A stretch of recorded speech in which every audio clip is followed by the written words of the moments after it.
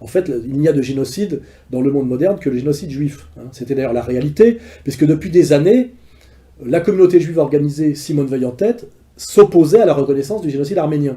Car au nom de l'unicité de la souffrance, il n'y a de génocide que génocide juif.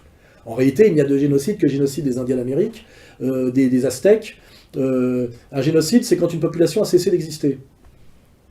Je crois que c'est ça. Et que c'était une volonté.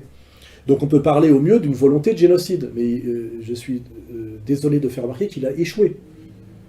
Je ne veux pas être taquin, mais je fais remarquer que quand on dit en France que les Juifs ont été génocidés, parce que Simone Veil l'a répété récemment, on a la citation, et que c'est la totalité d'un peuple qui a disparu, il y a quand même aujourd'hui en France 2 fois plus de Juifs qu'il y en avait en 1939. Donc c'est une communauté génocidée qui a multiplié par 2 sa population. Donc c'est embêtant, je veux dire, quand on sort du sérieux de l'histoire, pour être dans la mémoire obligatoire, avec derrière des lois mémorielles qui vous proposent la prison si vous ne répétez pas les âneries. On sait pourtant que quand on va de 4,5 à 1,5, puisque c'est la plaque qu'il y avait sur Auschwitz, il y avait marqué 4,5, maintenant il y a 1,5. Donc on sait normalement que de 4,5 à 1,5, ça fait moins 3, et on sait que 6 moins 3, ça fait 3. Eh ben non, la loi Guesso vous oblige à dire que 6 moins 3 égale 6.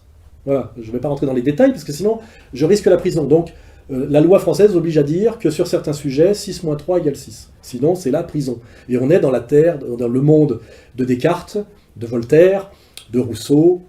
Enfin, ça va très très mal, quoi. Hein, je veux dire, voilà. Et à cause de qui, de quoi. Enfin, voilà. Hein, toujours, on arrive toujours au même sujet. Donc voilà.